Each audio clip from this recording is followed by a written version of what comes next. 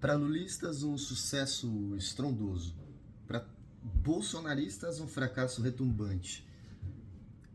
Diante dessa grande espuma que nós temos aí nas redes sociais, o que a gente pode tirar do essencial da reunião de Donald Trump e Lula ontem na Malásia? O que afinal está em jogo e o que é importante para o governo de cada um e o que na verdade é estratégico para cada um dos dois países? Bem, primeiro ponto, pessoal, é claro que a reunião foi um sucesso para os dois. Temos de um lado aí Donald Trump, um negociador do mercado imobiliário, e do outro o presidente Lula, um sindicalista habilidoso e ambos excelentes negociadores. E ambos tinham como trunfo trazer para os seus respectivos países o sinal de que conseguiram de alguma forma fazer o outro lado negociar. Trump consegue justificar a sua política de tarifas pesadas, mostrando, olha, o Brasil está cedendo, o Brasil está negociando. E Lula mostra para o seu eleitor que, olha, nós não vamos negociar nossa soberania. Podemos negociar os termos do acordo, mas sem invadir a esfera da soberania. Ambos atingiram esse alvo e ambos conseguiram, de alguma forma, articular uma reunião de ganha-ganha. Agora, o que tem realmente de estratégico para os dois países aí, isso obviamente não foi muito divulgado. E é aqui que realmente a gente vê a conversa ficar interessante. Ponto 1. Vocês devem ter ouvido que na semana passada os Estados Unidos anunciou um acordo muito importante de acesso a terras raras, minerais críticos, com o governo da Austrália. Olha, pessoal, isso não é à toa. A Austrália tem a quarta maior reserva de terras raras do mundo, atrás apenas da terceira colocada, a Índia, do segundo colocado, o Brasil, e do primeiro colocado, a China. O único país que realmente é autossuficiente e, de certa forma, não precisa de nenhum dos outros é a China. E a China está conseguindo retaliar a política tarifária de Trump justamente aí, impedindo ou dificultando a curto, médio e longo prazo o acesso dos Estados Unidos a esses minerais críticos.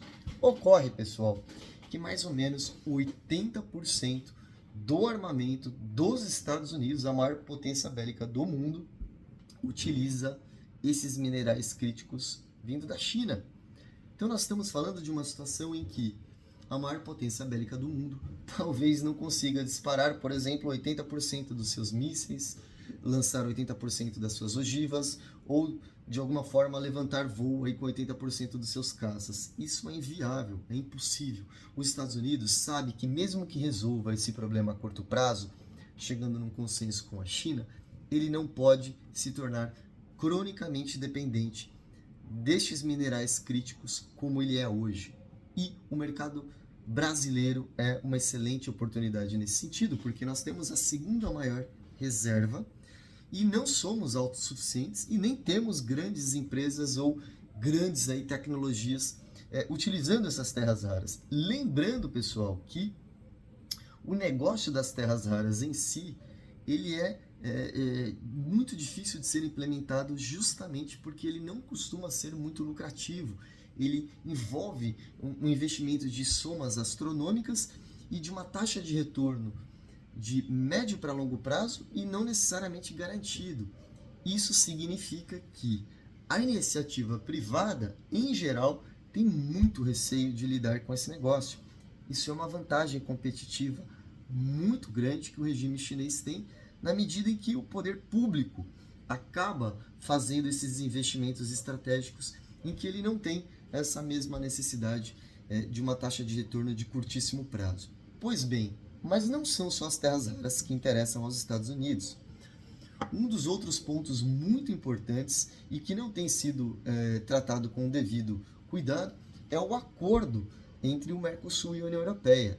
Esse acordo vai permitir que as empresas europeias se tornem muito competitivas na hora de participar das licitações do governo brasileiro. E faria com que isso se tornasse uma grande desvantagem para as empresas dos Estados Unidos. Por isso, um dos pontos que estava na pauta da mesa da negociação e que vai estar nas próximas semanas ou meses é que os Estados Unidos quer acesso a essas licitações. nós estamos falando de um país que é uma potência regional. São mais de 200 milhões de habitantes, um governo que tem uma grande prestação de serviços públicos com seus defeitos e virtudes e um mercado enorme e que os Estados Unidos não quer ficar de fora.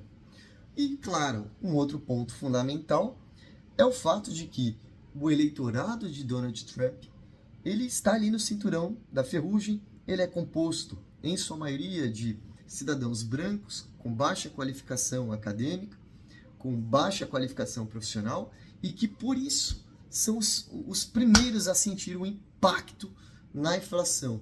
E os primeiros impactos na inflação que já estão sendo sentidos nos Estados Unidos, é claro que acontecem na base da economia. Alimentação, bebida, todos essas commodities que estão sendo taxadas pelo governo Trump estão chegando do Brasil para os Estados Unidos muito mais caras.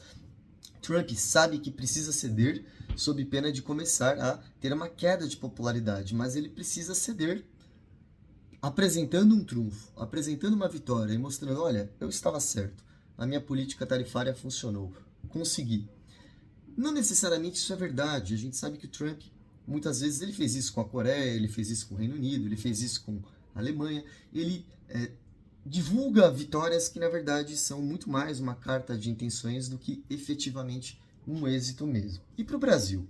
Para o Brasil é fundamental, primeiro, mesmo que o maior parceiro econômico do Brasil seja a China, nós não podemos contar só com a China. É importante que exista esse balanço e que o Brasil possa negociar tanto com os Estados Unidos como com a China. Segundo, vários entes federativos do Brasil têm como parceiro econômico, o maior parceiro, os Estados Unidos. São Paulo é um deles e está sendo castigado pela política tarifária de Trump.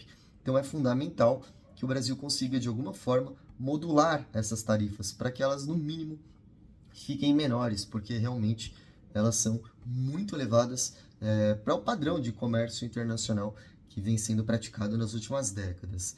Então, dito isso, é claro que a reunião foi um sucesso, é claro que ambos os presidentes estão colhendo dividendos com base nesse encontro, mas existe muito espaço para negociar e o que eles efetivamente estão falando não é necessariamente o que realmente importa para ambos os países.